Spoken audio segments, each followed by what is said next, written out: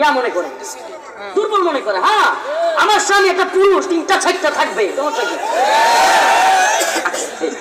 একটাই তো পারেন না, তো অনেকে একটাই করেন নাই। তো আমি কেন বলতেছি স্মার্টনেস কোথায়? পুরুষত্বের ভিতরে নাকি মহিলার মধ্যে? স্মার্টনেস কোথায়? পুরুষত্বের ভিতরে। পুরুষত্ব নাই, পুরুষালী স্বভাব নাই। এখন শরীফ থেকে শরীফ আসা যায় গেছে স্মার্টনেস। এখন শরীফ থেকে শরীফ আসা যার পক্ষের লোকেরা হয়ে যেতেছে উপদেষ্টা। এখন ছাত্ররাও চিল্লানি শুরু করছে, এই যে বিপ্লব বুঝি গেল গেল, বিপ্লব কি হয়ে গেল গা? চুরি হয়ে গেল গা। বিপ্লব চুরি হয়ে যাচ্ছে। মুজিববাদের দালাল মুস্তফা সরওয়ার ফারুকী হয়ে গেছে উপদেষ্টা। কে বানাইলো উপদেষ্টা?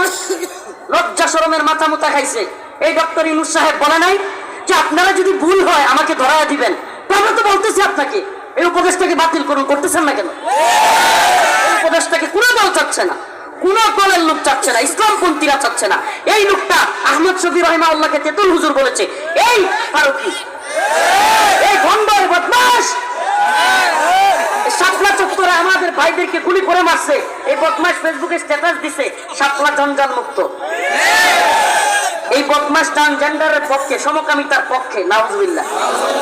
নিজে একটা এত সুন্দরী বউ পায়াও পুরুষের সাথে আকাম কুকাম করার পক্ষে। জানেনই না এটা? এত সুন্দরী বউ থাকলে কি বউ? হঠাৎ করে কিছু সেলিব্রিটি বানাইছে। আজকে কিছু তথ্য দেই আপনাদেরকে, অনেকে এগুলো জানবেন না, গোয়েন্দা নিয়েও যেগুলো অনেক গভীর থেকে পাওয়া কথা। হঠাৎ করে কিছু সেলিব্রিটি বানানো হয়েছে। এই বিপ্লবের ঠিক আগ মুহূর্তে হঠাৎ করে দেখবেন মিডিয়া কিছু সেলিব্রিটি বানাইছে। মঞ্জুর আল মাতিন হঠাৎ করে রিট করতেছে, আমার সন্তানদেরকে হত্যা করবে, আমি এটা হইতে দিব না। রিট করছে, রিট রিট কি করছে? হাইকোর্টে গিয়ে রিট করছে। নাম কি? অ্যাডভোকেট মঞ্জুর আল মতিন। হঠাৎ করে সেলিব্রিটি, হাই সব মিডিয়ায় খালি হেরে দেখায়। বুঝবেন হাসিনা পতনের পর তারে দিয়ে আমেরিকার কোন এজেন্ডা আছে? ইন্ডিয়ান কোন এজেন্ডা আছে? ইসলাম বিরোধী তৎপরতাকারীরা যখন দেখবে কিরে হাসিনা তো চলেই যাবে, আমাদের পুতুলটা সাজানো গুছানো ছিল, তাইলে এ চলে গেলে আরেকটা ব্যাকআপ লাগবে না? প্ল্যান এ থাকলে প্ল্যান বিও তো থাকবে। প্ল্যান বি কি? কিছু এমন লোক প্রোডাক্ট তৈরি করো যে প্রোডাক্ট গুলো হাসিনার বিরুদ্ধে কথা বলবে। হইতে পারে ডক্টর আসিফ নজরুল কথা বলবে, কিন্তু এরা ইসলাম বিদ্বেষ লালন করবে, এরা ইসলাম বিদ্বেষীদেরকে উপদেষ্টা বানাবে। এরা মনে করছে আমরা মনে হয় বানের শ্রুতে ভাসিয়ে আইছি, এরা মনে করছে আমরা মনে হয় ভাসিয়ে আসছি এই দেশে। এই দেশটা আপনাদের বাপ দাদার শুধু একার না। আমরা হাসিনাকে সহ্য করি নাই, এই সমস্ত উপদেষ্টা নেওয়া শুরু করলে সেইভাবে জনগণের অনাস্থা শুরু হয়েছে। এক ফারুকী নিয়া বাতিল যদি না করেন অচিরে আপনাদের বিরুদ্ধে ডাক আসবে। ছাত্রদের সাথে আমরা ঐক্যবদ্ধ হয়ে আপনাদের বিরুদ্ধে দাঁড়াবো ইনশাআল্লাহ। এই দেশে কোনো ইসলাম বিদ্বেষী তৎপরতা চলতে দেওয়া হবে না। কোন ধরনের মুস্তফা সরওয়ার ফারুকী, এই বশিরউদ্দিন হলো আওয়ামী লীগের হাসিনার দালাল, এই ব্যবসায়ী নামের দালালদেরকে উপদেষ্টা বানানো এটা আমরা বরদাস্ত করব না। একেবারে সুস্পষ্ট কথা। আপনাদেরকে বলছেন ভুল ধরায় দিতে, আমরা ভুল ধরাইছি। যদি আপনারা না শুনেন তাইলে মনে করিয়েন না যে আমরা চুপ থাকবো। আমরা চুপ থাকার লোক নই।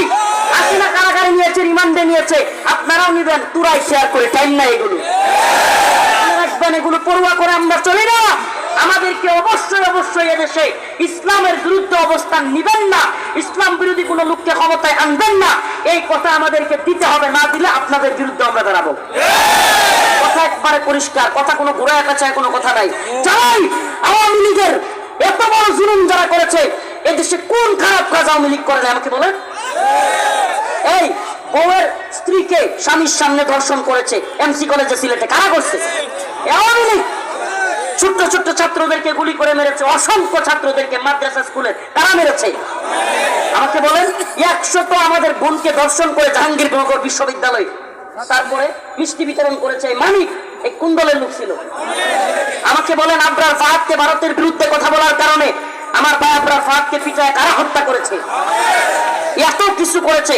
অসংখ্য ছাত্র আলেমকে শাপলা চত্বরে গুলি করে কারা মেরেছিল? আমাকে বলেন আল্লামা দেলোয়ার হোসেন সাঈদী রাহিমাহুল্লাহকে হত্যা করে কারাগার থেকে জগৎ বিখ্যাত আলেমকে কারা বের করেছিল? মৃত্যু।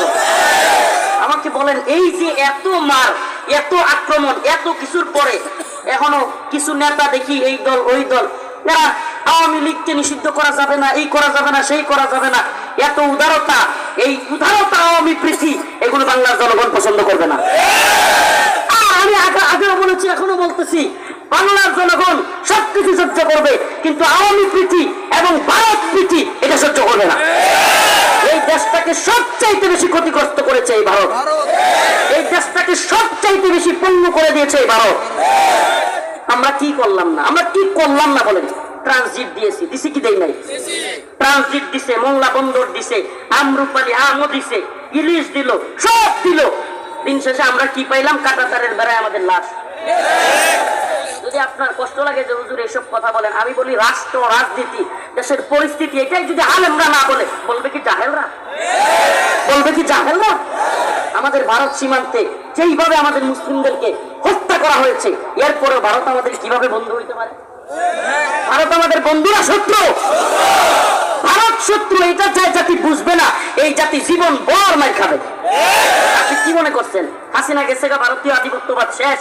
ভারত আরেকটা গোষ্ঠীকে সূক্ষ্ম কৌশলে এই উপদেষ্টা কমিটিতে ঢুকাই দিছে তাদের দালালির জন্য। এদেশে আরো দালালি করতেছে। আপনি দেখেন না, আওয়ামী লীগ থাকতেও তো সেনাবাহিনীর উপর ইসকনের হামলা করতে পারে নাই। করছে কি করে নাই? চট্টগ্রামে সেনাবাহিনীর উপর কল্পনা করা যায়? আমাদের দেশের সেনাবাহিনীকে ওরা মেরে ফেলতেছে।